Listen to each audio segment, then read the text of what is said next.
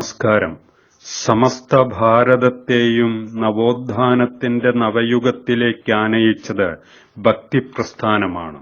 ദക്ഷിണ ഭാരതത്തിൽ ഭക്തിപ്രസ്ഥാനത്തിന് ബീജാവാപം ചെയ്ത മഹാത്മാവ് ശ്രീരാമാനുജാചാര്യരായിരുന്നുവെങ്കിൽ ഉത്തരഭാരതത്തിൽ സന്ത് രാമാനന്ദജിയായിരുന്നു.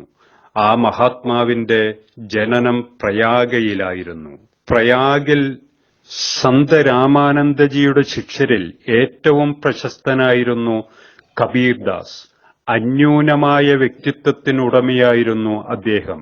കബീറിന്റെ വചനങ്ങളിൽ നിന്നും ലഭിക്കുന്ന വിവരങ്ങൾ പ്രകാരം അദ്ദേഹത്തിന്റെ ജീവിതരേഖ ഒരേ സമയം അത്ഭുതകരവും വിചിത്രവുമാണ്. ജോഗി എന്ന ജാതിയിൽപ്പെട്ട ഒരു വിഭാഗം ഉത്തരേന്ത്യയിൽ ഉണ്ടായിരുന്നു. തൊഴിൽപരമായി അവർ നെയ്ത്തുകാരും മതപരമായി നിർഗുണോപാസകരുമായിരുന്നു.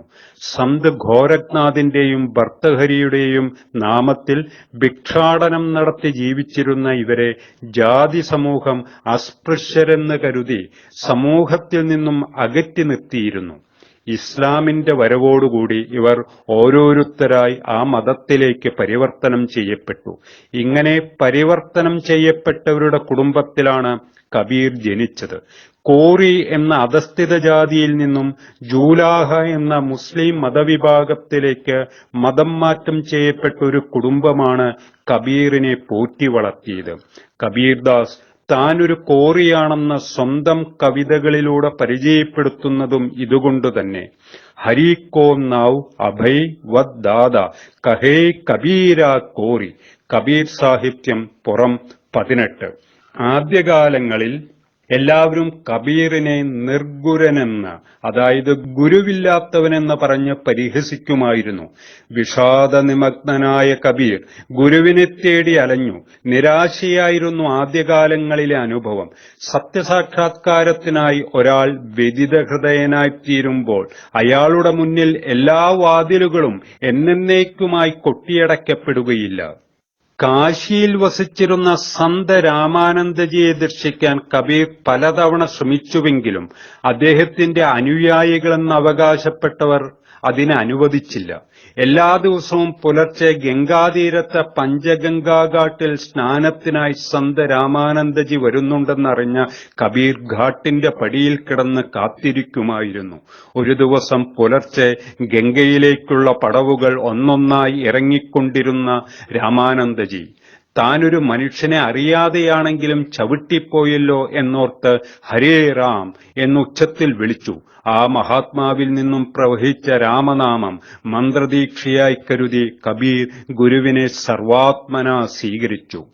സന്ത് രാമാനന്ദജിക്ക് 1484 ശിഷ്യന്മാരുണ്ടായിരുന്നുവെന്നും അവരിൽ ഏറ്റവും കീർത്തിമാൻ കബീർദാസ് ആയിരുന്നുവെന്നുമാണ് പണ്ഡിതമതം.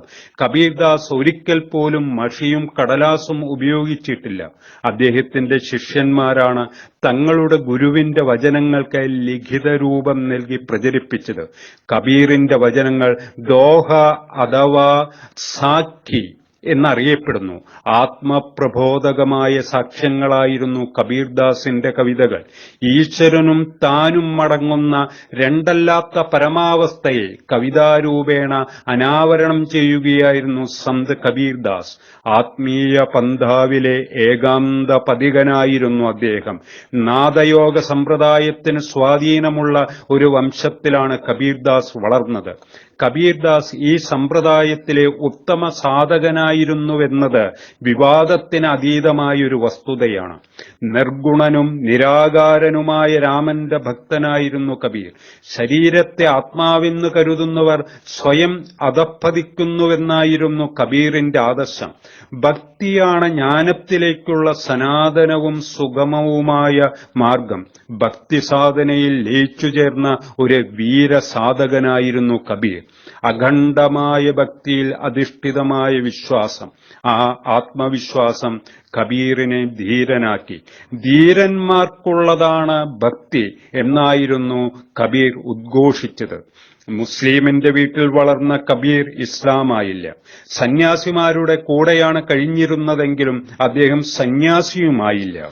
അതുകൊണ്ട് തന്നെ കബീർ സർവസ്വതന്ത്രനും ശ്രേഷ്ഠനുമായി തീർന്നു. ഭീരുക്കൾക്കുള്ളതല്ല, സ്വന്തം തലയെറുത്ത് കയ്യിലെടുക്കാൻ തയ്യാറുള്ള ധീരന്മാർക്കുള്ളതാണ് ഭക്തി എന്നായിരുന്നു കബീറിന്റെ സുദൃഢമായ വിശ്വാസം. മുഖം നോക്കാതെ എന്തും തുറന്നു പറയുന്ന വ്യക്തിയാണെങ്കിലും വിനയം കബീറിന്റെ മുഖമുദ്രയായിരുന്നു. കബീർദാസ് ജീവിതത്തിന്റെ ഭൂരിഭാഗവും കാശിയിൽ താമസിച്ചു. കാശിയിൽ വെച്ച് മരിച്ചാൽ മോക്ഷവും മഖറിൽ വെച്ച് മരിച്ചാൽ നരകവും എന്നാണ് പൊതുവെയുള്ള വിശ്വാസം. ഞാനും കാശിയിൽ തന്നെ മരിച്ചാൽ എന്റെ രാമനെ എന്താണ് അർത്ഥം? പിന്നെ ആര് രാമനെ ഓർക്കും? ഇന്ന് അന്ത്യനാളുകളിൽ കബീർ ആത്മകഥം നടത്തിയിരുന്നുവത്രേ. മരണത്തിനു മുമ്പ് അദ്ദേഹം മഖറിലേക്ക് പോയി. അവിടെ വെച്ചായിരുന്നു അദ്ദേഹത്തിന്റെ അന്ത്യം. മരണശേഷം സന്ത് കബീറിന്റെ ഭൗതിക ശരീരം അപ്രത്യക്ഷമാവുകയും ആ സ്ഥലത്ത് കുറച്ച് പൂക്കൾ മാത്രം അവശേഷിക്കുകയും ചെയ്തു. ആ പൂക്കൾ കൊണ്ട് ഹിന്ദുക്കൾ ഒരു സമാധി മണ്ഡപവും മുസ്ലിങ്ങൾ ഒരു പള്ളിയും അലങ്കരിച്ചുവത്രേ. ഒരാൾ രണ്ടു മതാചാരപ്രകാരം അടക്കം ചെയ്യപ്പെടുകയെന്നത് ലോകത്തിലെ അത്യപൂർവ സംഭവങ്ങളിൽ ഒന്നാണ്. ദ്രാവിഡദേശത്തുടലെടുക്കുകയും സന്ത് രാമാനന്ദജിയാൽ ഉത്തരാഖണ്ഡിലേക്ക് കൊണ്ടുവരികയും ചെയ്ത ഭക്തിയെ കബീർദാസ് സപ്തദ്വീപുകളിലും നവഖണ്ഡങ്ങളിലും വ്യാപിപ്പിച്ചുവെന്ന പഴമൊഴിക്ക് ഉത്തരേന്ത്യയിൽ പ്രചാരം ലഭിച്ചിട്ടുണ്ട്. ഭക്തി ദ്രാവിഡ് ഉപജി ലായേ രാമാനന്ദ് പ്രകട കിയ കബീറിനെ സപ്തദ്വീപ്. നന്ദി, നമസ്കാരം.